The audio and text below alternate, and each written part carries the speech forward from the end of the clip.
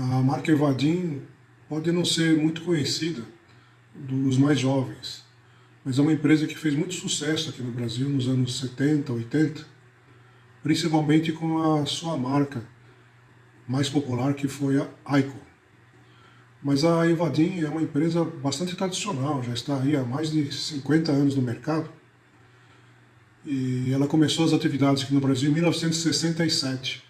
Em 1972, foi uma das primeiras a se implantar na então criada Zona Franca de Manaus, que importava aparelhos eletrônicos desmontados para fazer a montagem e acabamento em Manaus, em território brasileiro.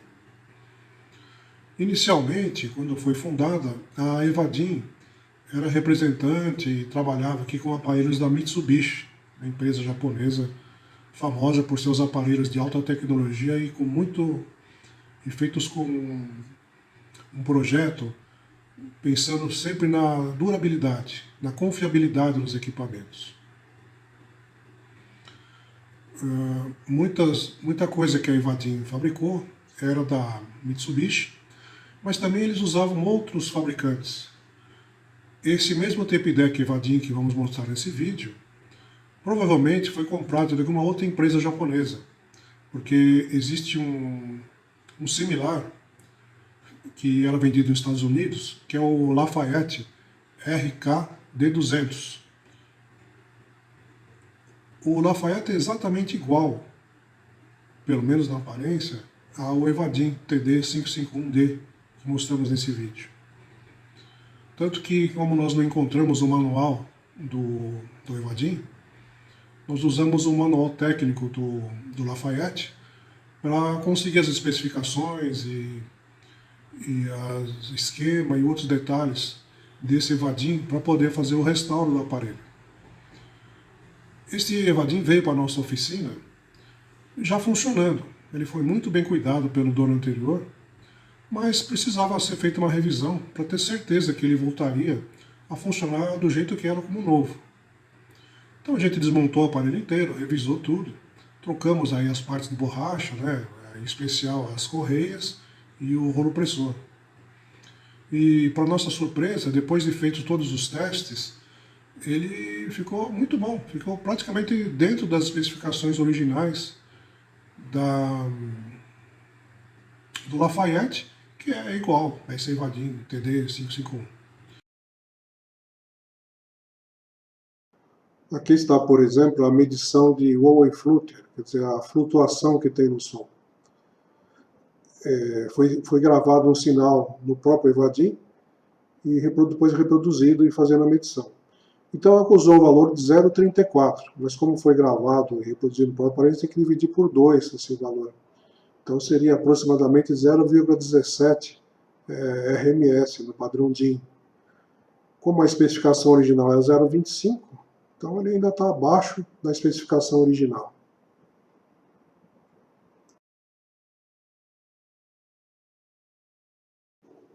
Esse aqui é um espectrograma, ele mostra várias frequências e como o aparelho se comporta em cada uma delas.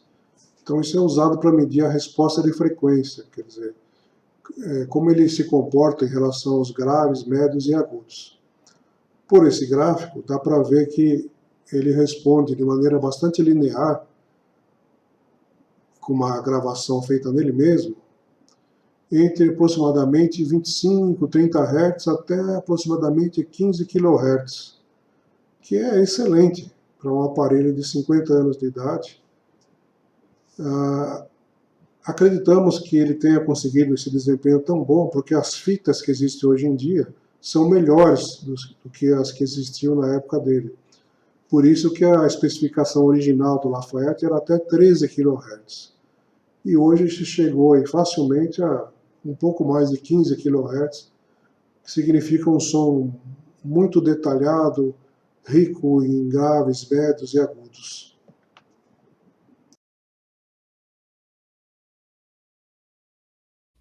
Bom, é um tape deck típico daquela época.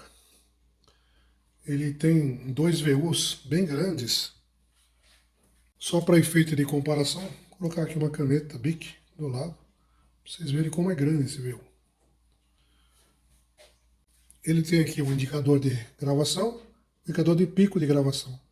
Então, enquanto esse pico estiver acendendo eventualmente, que significa que o volume de gravação está configurado corretamente. Ele tem controle de saída, que é muito importante, você controla o nível de saída. E aqui é o controle de gravação, só funciona quando você está fazendo uma gravação. Ele tem aqui as entradas para microfone. Esse aparelho trabalha com fita normal, cromo e ferro cromo. Aqui é que se faz a configuração.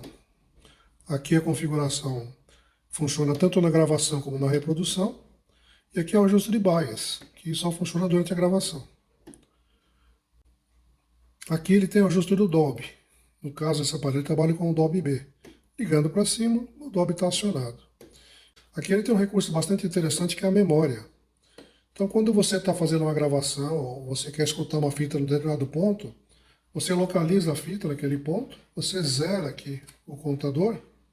Quando você der o retorno, ele vai voltar, se o memória estiver acionado, ele vai voltar para o 999 aqui, quer dizer, uma volta antes do zero.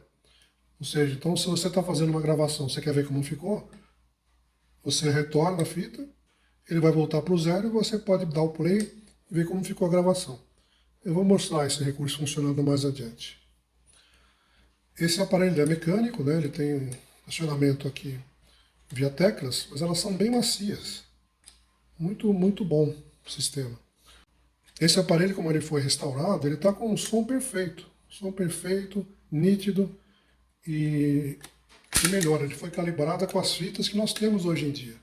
Porque as fitas que existiam 50 anos atrás eram bem diferentes. Então, no caso, ele foi calibrado com essa fita Maxell, o R, que é uma das mais populares hoje em dia. Então, ele vai fazer gravações de alta qualidade com essa fita ou que sejam similares a ela.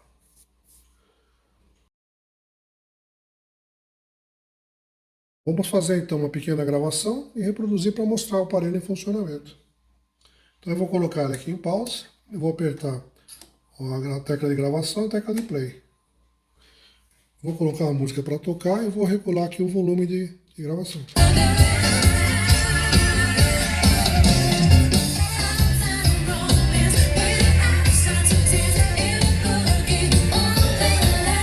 Vou acionar a gravação. Aqui está zerado.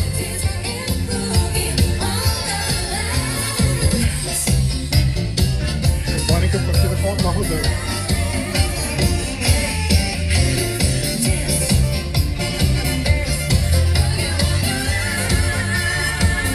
Ok, um pequeno trecho. Então reparem que eu zerei quando começou a gravação, a memória está ligada. Quando eu acionar o reverso para voltar a fita, ele vai voltar no 999. Pronto, desligou. Então quando eu vou pôr para reproduzir, quando ele chegar aqui no zero, vai ser exatamente a gravação que a gente fez. Essa é a gravação que nós fizemos.